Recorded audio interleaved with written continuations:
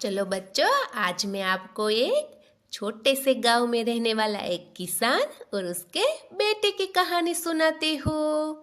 एक छोटे से गांव में शामू नाम का एक गरीब किसान रहता था।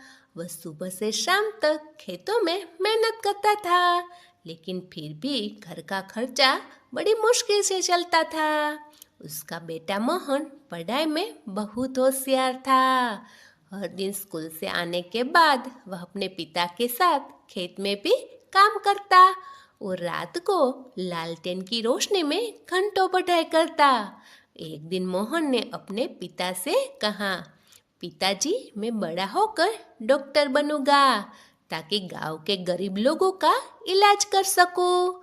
शामू किसान के आंखों में आंसू आ गए। उसने कहा, बेटा, मेरे पास पैसे कम है, लेकिन मैं तुम्हारी पढ़ाई कभी नहीं रुकने दूंगा। समय बीतता गया। शामू ने अपनी जरूरियातें कम कर दी। दिन रात मेहनत की और मोहन ने भी पूरी लगन से पढ़ाई जारी रखी। आविष्कार मोहन ने मेडिकल की परीक्षा शानदार अंकों से पास कर ली और डॉक्टर बन गया।